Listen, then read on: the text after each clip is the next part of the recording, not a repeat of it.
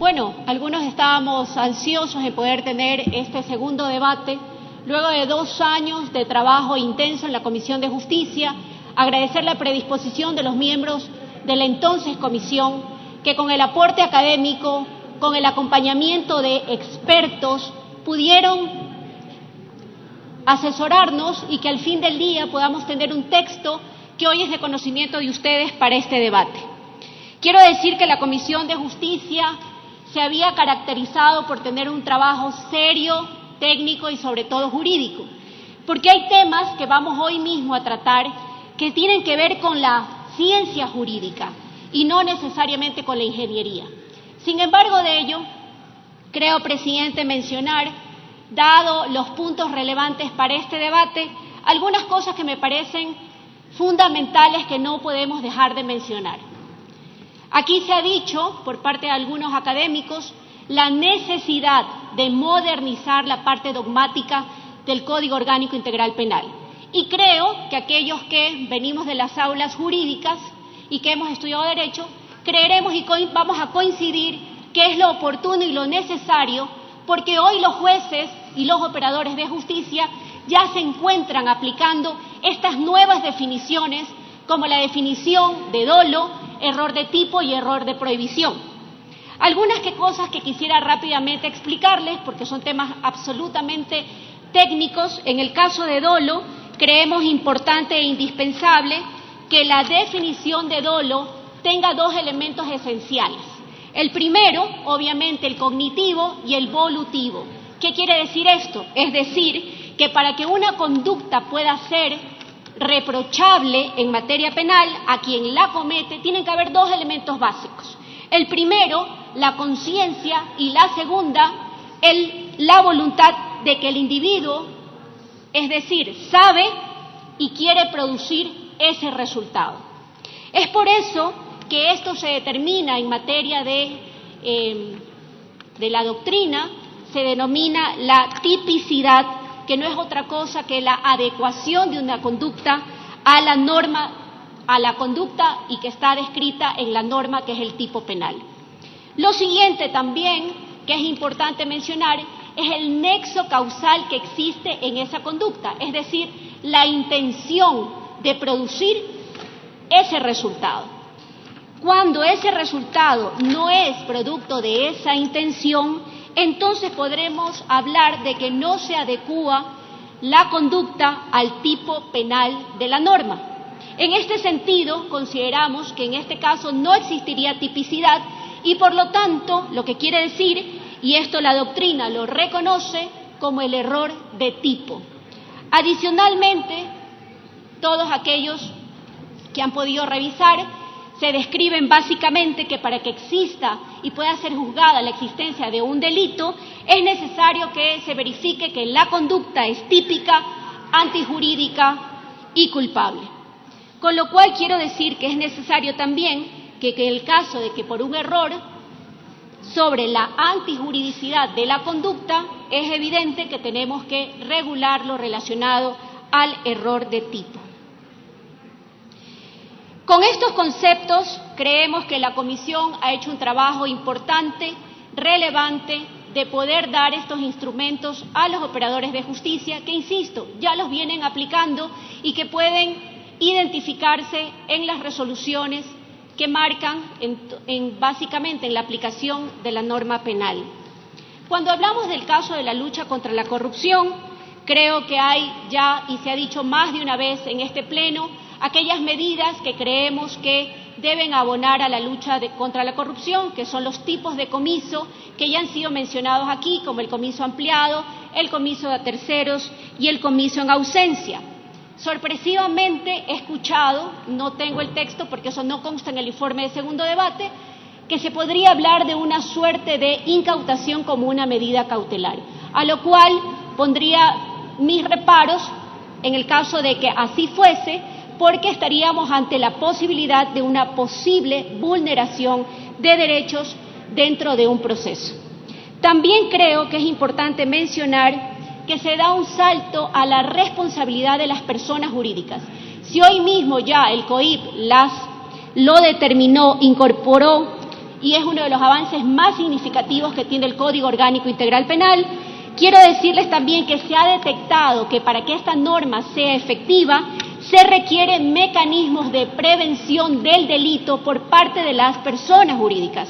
Y es por eso que se ha implementado la necesidad en esta reforma que existan programas de cumplimiento por parte de las sociedades, que sea un elemento que sea tomado en cuenta para las circunstancias del juzgamiento y que dependerá de ellas para que puedan ser aplicadas como atenuantes o eximentes de la responsabilidad penal a las personas jurídicas. También quisiera referirme ahora al tema, por supuesto, polémico de la despenalización del aborto en caso de violación. Ya lo he dicho más de una vez, mi opinión es pública. He dicho que ciertamente estoy en contra del aborto per se, pero sí creo que nuestra sociedad ha sido cruelmente violenta con esa mujer que ha sido agredida sexualmente. Y yo creo darle un mensaje a aquellos grupos que se denominan provida, porque ahora parecería ser que unos estamos a favor de la vida y otros estamos a favor de la muerte.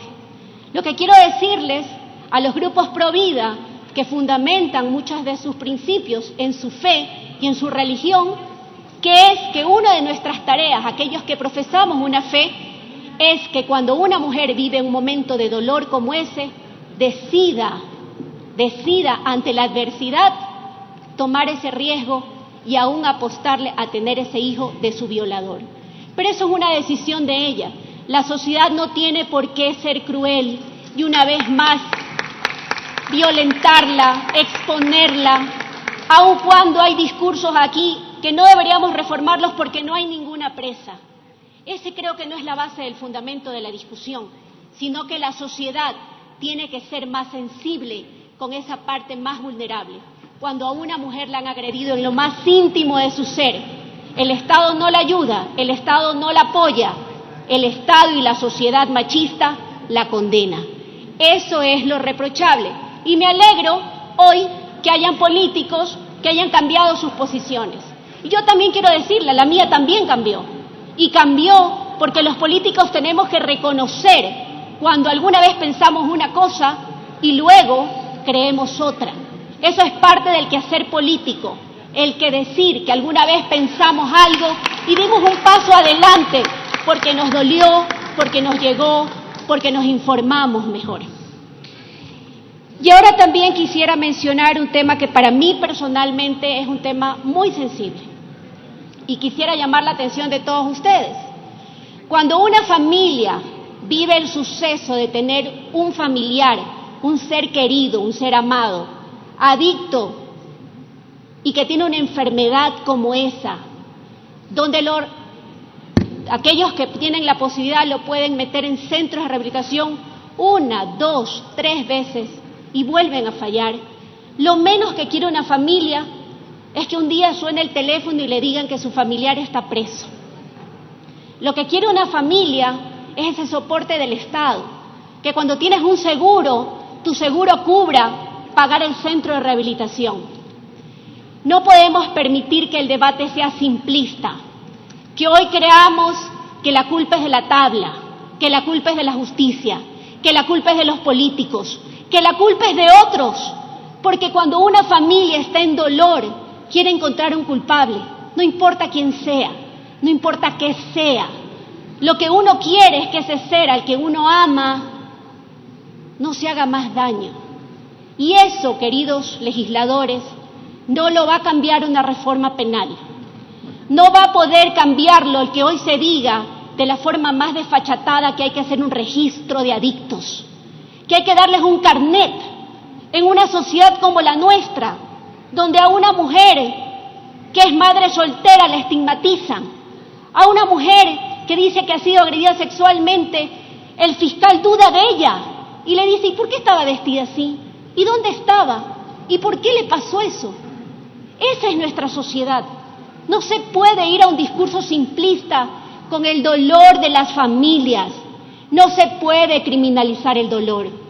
No se puede vulnerar a los seres más queridos que tenemos en nuestras familias. Yo quisiera albergar la esperanza de que ninguno de ustedes en su familia jamás tenga una persona que sufre una adicción. Jamás. Porque todos los días te levantas con el sueño de que las cosas terminen, para bien o para mal, pero que terminen. Y eso, queridos legisladores, no se va a cambiar eliminando la tabla, se va a cambiar el día en que nosotros, las familias, miremos a nuestras casas, miremos a nuestros hijos, miremos a nuestros hermanos, saber qué está pasando ahí, por qué no nos escuchamos, por qué no estamos, por qué ya no nos atendemos y no nos apoyamos entre nosotros. Ante el dolor de una familia, solo exijo respeto por los cientos de familias que han perdido un ser querido producto de una adicción. No admito discursos simplistas que pretendan jugar demagógicamente solamente porque buscan votos. No es correcto. Y si por eso tengo que dejar de ser legisladora y dejar de ser política, prefiero dejar de ser política. No es correcto que se juegue con las madres más pobres de los pobres, que sus hijos los que están en los centros de rehabilitación. No es posible que se diga que por despenalizar el cannabis se cree que se le va a vender porros de marihuana a los chicos. Más altura, más solidaridad, más sentimiento de prosperidad entre nosotros. Al dolor no se le puede poner etiqueta, y menos aún una ideología. Gracias, presidenta. Intervención del asambleísta por Guayas por la Revolución Ciudadana, Marcela Guiñaga.